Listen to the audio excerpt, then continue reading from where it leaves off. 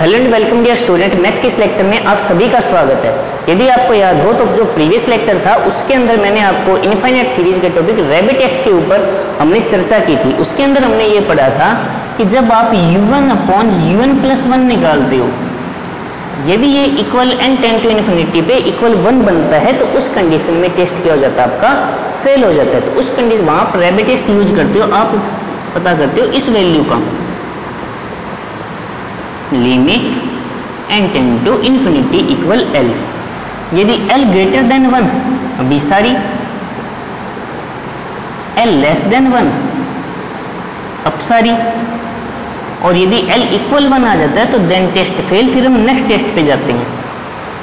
तो लेकिन अभी तक हमने रैबिट टेस्ट के ऊपर ही चर्चा की और आज का जो हमारा लेक्चर रहेगा वो रैबिट टेस्ट के ऊपर ही फोकस है, क्योंकि एक इंपॉर्टेंट टेस्ट है जिससे रिलेटेड क्वेश्चन एग्जाम में पूछे भी जा सकते हैं। तो स्टूडेंट आज की जो हमारी कंप्लीट चर्चा रहेगी वो रहेगी रैबिट टेस्ट के ऊपर, उससे रिलेटेड आज हम क्वेश्चन करेंगे। तो आइए स्टार्ट करते हैं इन क्वेश्चंस को करना। आराम से एक एक चीज़ को आपको समझनी है। जैसे ये क्वेश्चन दिया हुआ है, आपको इसकी कन्वर्जेंसी चेक करनी है। तो सबसे पहले बच्चों देखो, इस क्वेश्चन के लिए आपको कितना अच्छा काम ये किया हुआ है कि यहाँ पे इस क्वेश्चन के अंदर आपको nth टर्म दी गई है। यदि मान लो nth टर्म नहीं दी गई होती तो इनको आप देखो ध्यान से, nth टर्म पता करनी कितनी टफ हो जाती है हमारे लिए, ठीक है। वैसे ज़्यादा दिक्कत वाली बात नहीं कि 2, 5 और 4 का 7 वो एपी के फॉर्मेट में ही बनेगा और नीचे वाला 3 के 3 के गुणज ही हैं। भाई 3 का गुणज 3 एकम 3, 3 दूनी 6, 2 बार आ रहे तो कुछ, लेकिन nth टर्म देने की वजह से ये क्वेश्चन हमारे लिए लगभग ये मान के चलो कि 50% क्वेश्चन सॉल्व किया हुआ है, ठीक है बच्चों। क्योंकि un फाइंड आउट करने में जितना टाइम आपको लगता है उससे कम टाइम में ही क्वेश्चन सॉल्व हो जाता है, इसलिए un देने का मतलब 50% केस तो सॉल्व है। तो ये है 2 स्क्वायर 4 स्क्वायर इस तरीके से चल रहा है, 3n-1 whole square 3n+1 whole square divide by 3 square इस तरीके से चलता हुआ 3n स्क्वायर। जब आप n को n+1 से यहाँ पर रिप्लेस कर दोगे, जब आप यहाँ पर क्या करोगे, n को n+1 से रिप्लेस कर दोगे तब क्या आ जाएगा, तब आ जाएगा 2 square 4 square as it is. देखो ये स्टेप तो बच्चों आना ही है। यदि आप इस स्टेप को हटाते हो तो वो सबसे बड़ी गलती मानी जाएगी आपकी। हाँ, आगे यहाँ पे क्या करो, इसमें जब आप n की जगह, जो 3n-1 है, n की जगह जब आप n+1 लिखोगे, 3n+3-1 तो ये हो जाएगा 3n+2। आगे बात समझ में, तो हो जाएगा 3n+2 का होल स्क्वायर। n+1 लिखोगे 3n+3+1 ये हो जाएगा 3n+4 का whole square divide by 3 square इस तरीके चलता हुआ 3n स्क्वायर n की जगह n+1 लिखोगे तो 3n+3 स्क्वायर 3n+3 स्क्वायर, ठीक है। तुम देखो, तो जब स्टूडेंट आप un अपॉन un+1 पे आओगे, जब आप किस पे आओगे, un अपॉन un+1 पे आओगे, तब देखो, तब ये दोनों कैंसिल हो जाएंगे, नहीं हो जाएंगे, कैसे देखिए, तब ये दोनों कंप्लीटली कैंसिल हो जाएंगे, सिर्फ ये बचेगा ना पोर्शन। तो ये डिवाइड में तो रिवर्स में ऊपर होके क्या आ जाएगा, 3n+3 square 3n+3 square divide by 3n+2 square 3n+4 square. Clear हो गया इतना? यहाँ तक बच्चों बताइए, कोई डाउट है तो किसी को?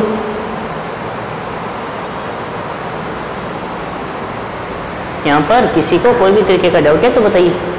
अब मैं यदि इन सब में से n को ही कॉमन लेता हूँ, सिर्फ n को, तो देखो ये आएगा n स्क्वायर बार, ये सॉरी 3n लेता हूँ तो 9n स्क्वायर आ जाएगा ना, 9n स्क्वायर ये क्या आ गया, 1+1/n का होल स्क्वायर, या होल पावर 4 कर दो कि दोनों एक जैसे ही हैं, यहाँ से भी 3n यहाँ से भी 3n, तो ये तो सॉरी 4 हो जाएगी, यहाँ से 9n स्क्वायर यहाँ से 9n स्क्वायर रहेगा 81n⁴, ठीक है बच्चों।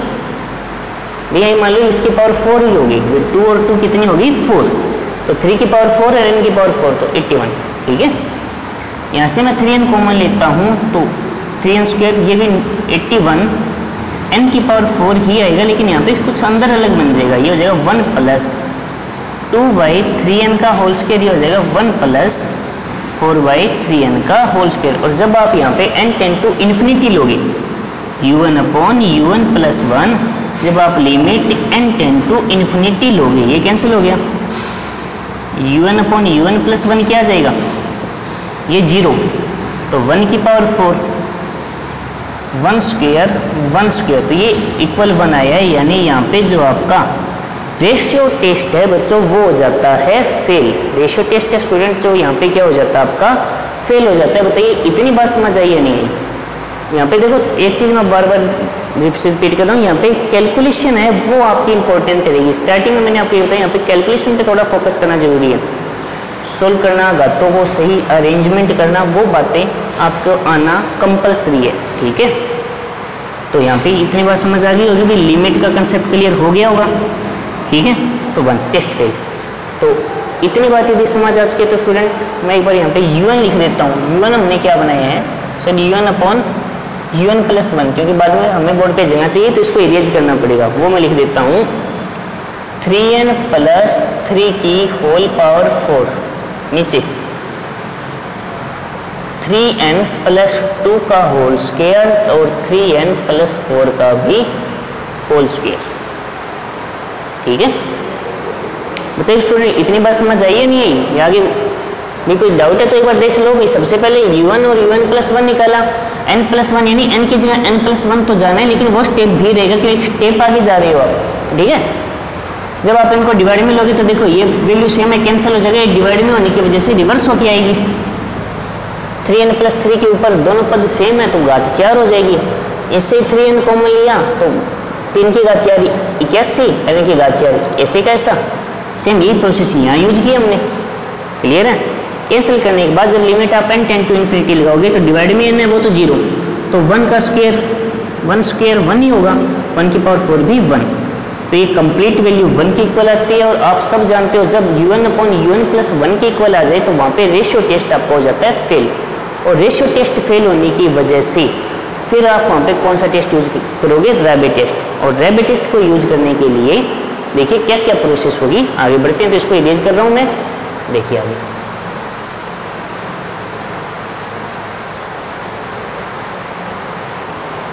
तो रैबिट टेस्ट को यूज करने के लिए हम फाइंड आउट करते हैं कि limit n tend to infinity n u1 upon u1 plus 1 minus 1 equal to l, और l की वैल्यू के ऊपर ये सारा डिपेंड करेगा। तो सबसे पहले अंदर वाली वैल्यू को ही फाइंड आउट करते हैं, एक बार मिक्स फाइंड आउट करके कंफ्यूजन क्रिएट नहीं करते हैं, अलग अलग एक एक चीज़ को ज्ञात करते हैं। देखो ऊपर है हमारे पास 3n प्लस 3 की होल पावर 4, नीचे 3n प्लस 1 का स्क्वायर 2n 1 नहीं है बच्चों 2n 3n प्लस 4 का स्क्वायर माइनस 1। मैं सिर्फ एक बार इतने से प्रोसेस को सोल्व करता हूँ, तो ऊपर इसका स्क्वायर करो, तो यहाँ पे साइड में स्क्वायर करता हूँ। तो यदि आपको याद हो a प्लस बी की पावर n हो तो उसका फॉर्मूला क्या होता है, a की power n plus nc1 an minus 1 b plus nc2 an minus 2 b square, कुछ ऐसा है ना। तो इसी प्रोसेस के अकॉर्डिंग यदि मैं इसका प्रसार करूँगा जो आपने बाइनोमियल थ्योरम 11th में पढ़ी है द्विपद में, तो उसके अकॉर्डिंग जो आपका 3n प्लस 3 की होल पावर 4, इसको मैं क्या लिखूँगा 3n की पावर 4 प्लस 4c1 3n की पावर 3 आ जाएगा, प्लस 4c2 3n का होल स्क्वायर 3 का स्क्वायर प्लस 4c3 3n 3 की क्यूब प्लस 4c4 3 की पावर 4, कुछ ऐसा। ये हो जाएगा 81 n की पावर 4, 4c1 की वैल्यू 4, ये भी 81 तो हो ही जाएगा लेकिन n क्यूब, ये भी 81 तो होगा, 4c2 होगा 4 into 3 6 divide by 2 into 81 n square, ये हो जाएगा 4 इंटू 81 n प्लस 81। क्लियर हो गया। तो यदि इसको मैं मल्टीप्लाई करके सॉल्व करूँगा तो हो जाएगा 81 n की पावर 4 मल्टीप्लाई करूँगा तो 4 32n क्यूब n स्क्वेयर 4 8 32 यानी 324n प्लस 81। क्लियर? तो इसकी वैल्यू कुछ ऐसी आएगी, जो ऊपर वाला पद वो आ जाएगा 81n की power 4 plus 324 n cube plus 486 n square plus 324 n plus 81। तीन बार समझ आ गई होगी या कोई डाउट है किसी को? तो आइए बच्चों हम आगे बढ़ते हैं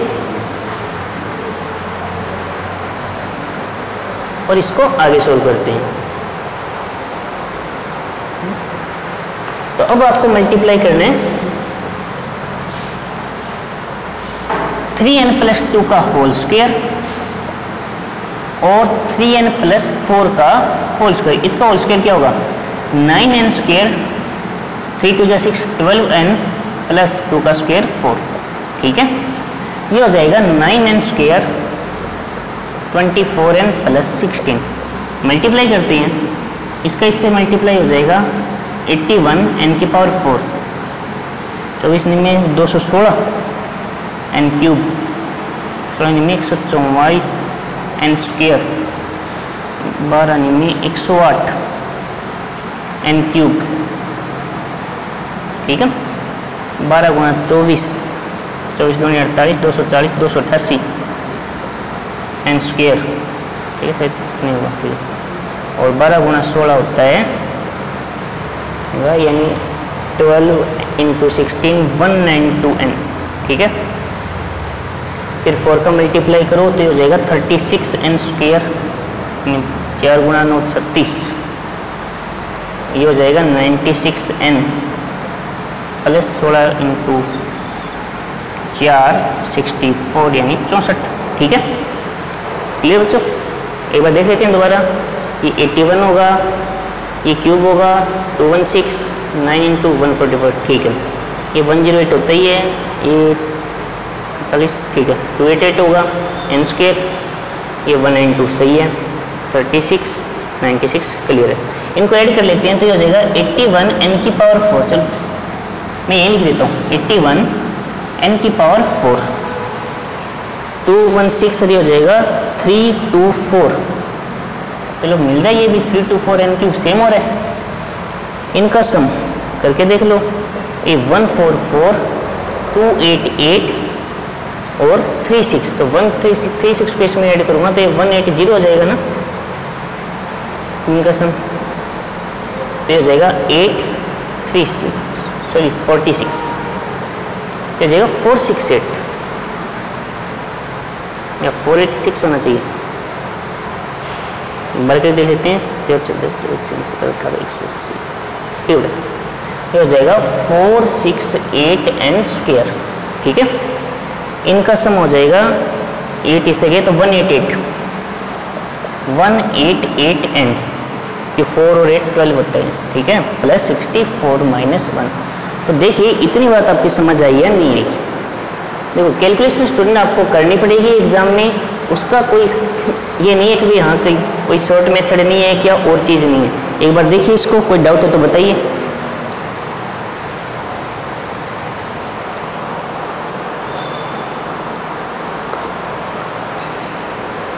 देखिए बच्चों, कोई डाउट है तो बताइए। मैंने सिर्फ क्या किया है, जो ज़्यादा बड़ी प्रोसेस नहीं है अभी, जो आपकी छोटी क्लास की प्रोसेस है थोड़ी लेंथी है, इसकी होल पावर 4 को और इन दोनों का मल्टीप्लाई किया है। अब यदि आप यहाँ पर 81n 4 plus 324n cube 468n square plus 188n plus 64 यदि एलसीएम लेते हो तो ये इधर माइनस का आएगा ही नहीं आएगा। 81n की power 4 plus 324 n cube plus 486n square plus 324 n plus 81, ये सारा टोटल इधर आएगा माइनस में। तो माइनस में यदि मैं लिखता हूँ तो 81n की पावर 4 माइनस में लिखेंगे सब 324 n cube plus minus 468n square minus 188n minus का 64। ठीक है, तो ये जो दोनों वैल्यू हैं वो आप देख सकते हो कैंसिल हो रही हैं, लेकिन जो बची हुई वैल्यू है उनको लिख लीजिए एक बार। जब बची वैल्यू को लिखोगे तो 486 माइनस 468 होगा तो ये 18 आएगा। ठीक है। 324 माइनस 118 होगा तो ये आ जाएगा 136, और 81 माइनस 64 होगा तो ये आ जाएगा प्लस का 17 डिवाइड बाई 81 n की power 4 plus 324 n cube 468 n square 188 n plus 64। कोई डाउट है? ये वैल्यू आई है आपके पास u1 upon u1 plus 1 minus 1 की। आपको वैल्यू चाहिए u1 upon u1 plus 1 minus 1 into n की। तो ऊपर मैं यदि इनका मल्टीप्लाई करता हूँ 18n cube 136n square plus 17n divide by 81 n की power 4 plus 324n cube plus आ जाएगा मेरे पास यहाँ पे 468 n square plus 188 n plus 64। ऊपर n क्यूब यदि कॉमन लेके आप सोल्व करोगे, जब आप लिमिट अप्लाई करोगे तो जीरो की हो जाएगा, क्योंकि नीचे घात ज़्यादा है, नीचे घात ज़्यादा है। यदि आप बच्चों देखो भाई लिमिट का एक रूल होता है, जैसे मान लीजिए दो पॉलिनोमियल हो x के, ठीक है। यदि ऊपर वाले की डिग्री ज़्यादा हो तो ये अनंत होगा, नीचे वाले की ज़्यादा हो तो जीरो होगा, और दोनों की डिग्री इक्वल हो तो जो x की हाईएस्ट पावर के, जैसे मान लो ऊपर ax square plus bx plus c है, नीचे px square plus qx plus r है, ठीक है। तो इस कंडीशन में x टेंड टू इन्फिनिटी पे आंसर आता है a अपॉन p, ठीक है। यदि ऊपर पावर ज़्यादा हो, जैसे मान लो ऊपर क्यूब हो नीचे x स्क्वायर ही हो हाईएस्ट, तो इन्फिनिटी हो जाता है, नीचे होता है तो जीरो। तो आप देख सकते हो डेल्टा पता चल रहा है कि नीचे n की पावर 4 है, ऊपर हाईएस्ट पावर 3 है, तो यानी 1 अपॉन n तो एक्स्ट्रा रहेगा, रहते तो ये किस पे जाएगा, जीरो पर, और जीरो लेस देन 1 है। और यदि l लेस देन 1 हो तो जो रिजल्ट होता है बच्चों वो क्या होता है आपका, अपसारी। तो यानी ये जो सीरीज है वो अपसारी है। आराम से देखिए बच्चों, कोई डाउट है बताइए, मैं एक बार साइड हो जाता हूँ, एक एक चीज़ को सोल्व आपके समक्ष किया हुआ है, कोई डाउट है देखो।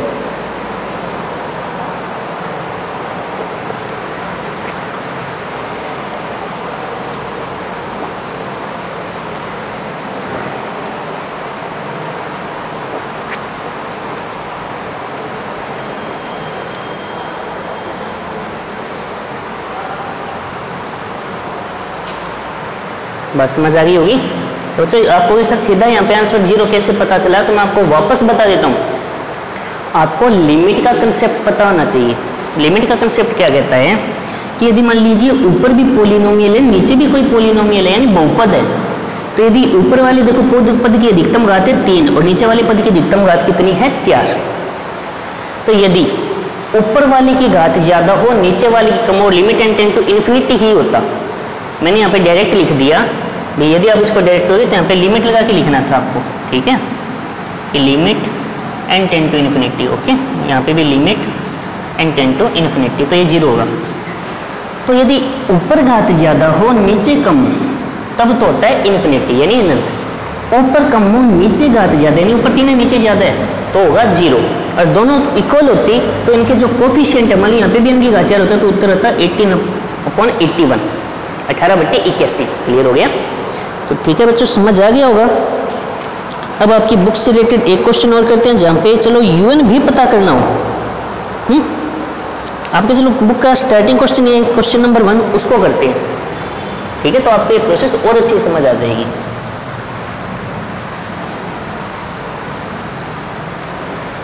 आपको बच्चों एक बात दिमाग में रखनी है, सारी प्रोसेस आपकी कैलकुलेशन पे है और कैलकुलेशन को बारीकी से करना है। हो सकता है कई बार ये नहीं है कि गलती नहीं हो सकती, लेकिन एग्जाम में गलती का लॉस होगा, ठीक है। देखो आप कहते हो सर कैलकुलेशन लेंथी है, वहाँ पे गलती होने की फुल चांस है। बेटा मैं मानता हूँ कि यदि कोई क्वेश्चन लेंथी है वहाँ पे मिस्टेक हो सकती है कैलकुलेशन में, लेकिन आप ये सोचिए भी उसका नुकसान पक्का होगा, क्वेश्चन गलत होगा, लॉस पक्का होगा, नंबर कटेंगे, ठीक है। तो स्टार्ट करते हैं। आज एक क्वेश्चन टफ किया तो एक सिंपल सा क्वेश्चन करवा रहा हूँ। देखो आपकी बुक का ही है क्वेश्चन नंबर 1, रैबिट टेस्ट का ही है, लिखा हुआ भी है थर्ड सेकेंड सी में कि रैबिट टेस्ट क्या 1 + x square upon 2 factorial plus x cube upon 3 factorial, कुछ ऐसा। अब आप इसको देखोगे nth टर्म नहीं दी गई है, nth टर्म नहीं दी गई है, तो मैं सीरीज को थोड़ा सा दोबारा लिख रहा हूँ, देखो ध्यान से। क्या अब समझ नहीं आ रही बात? ये सुनो, ये सुनो में आंसर दो मुझे। क्या अब क्लियर हुई कि कुछ बात? तो अब आप देख सकते हो कि इसको यदि मैं ऐसे लिख दूं तो पहले पद में 1 घात नीचे 1 फैक्टोरियल, दूसरे पद में ऊपर 2 घात नीचे 2 फैक्टोरियल, तीसरे पद में ऊपर 3 घात नीचे 3 फैक्टोरियल।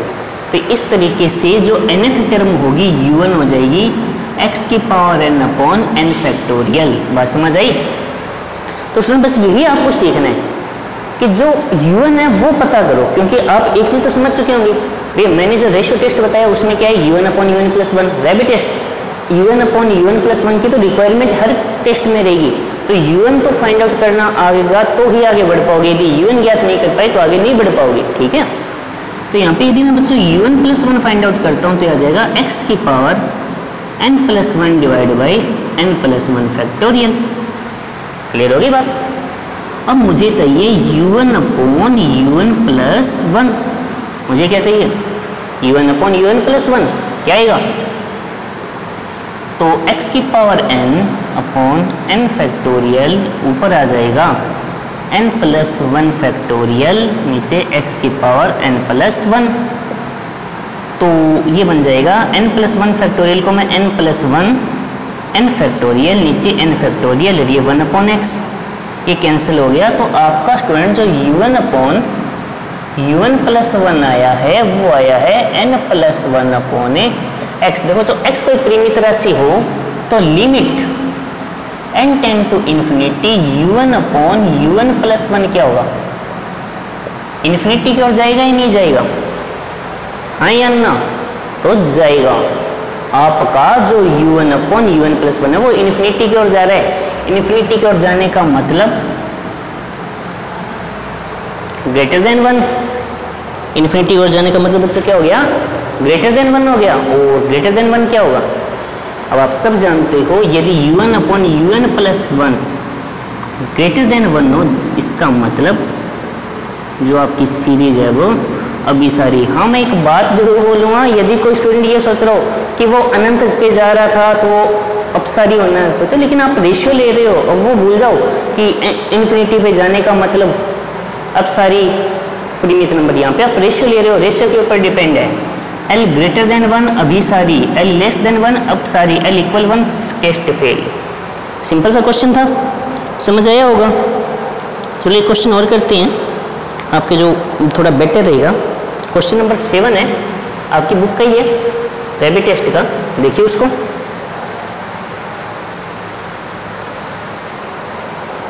सेवन है कि 1 अपॉन 1.2.3, ठीक है। फिर है x अपॉन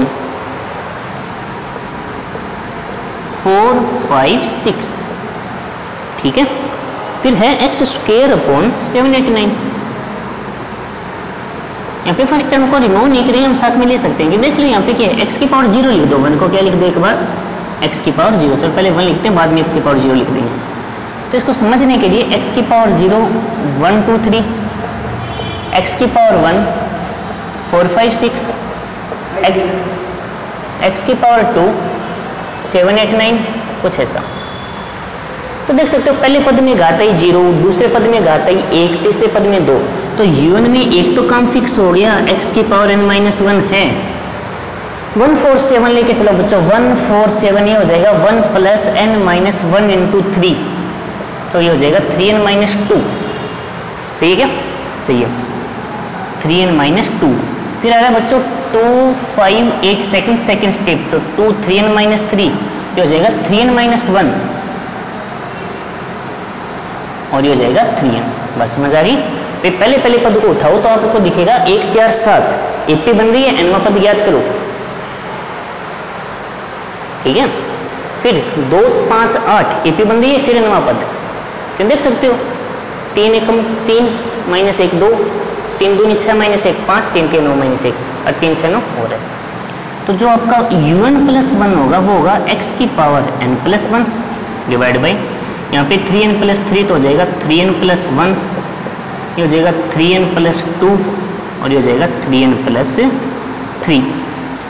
और जब स्टूडेंट आप un/un+1 पे आओगे तो x की पावर n-1 नीचे 3n-2 3n-1 3n, ऊपर आ जाएगा 3n+1 3n+2 3n+3 और नीचे आ जाएगा x की पावर n। तो ये बन जाएगा ऊपर 3n+1 3n+2 3n+3 divide by 3n-2 3n-1 and 3n, आएगा 1/x। और जब आप यहाँ पे limit n tend to infinity लगाओगे, limit n tend to infinity लगाओगे, un/un+1 आपका आएगा 1/x। तो यानी 1/x यदि ग्रेटर देन 1 अर्थात x लेस देन 1 होगा तब तो ये टेस्ट सीरीज होगी अभिसारी, और यदि 1/x लेस देन 1 हो यानी x ग्रेटर देन 1 हो तब ये क्या हो जाएगी अपसारी। लेकिन यदि x इक्वल 1 होते ही ये टेस्ट हो जाएगा फेल। तो इस कंडीशन में x इक्वल टू 1 के ऊपर आपका u1 बनेगा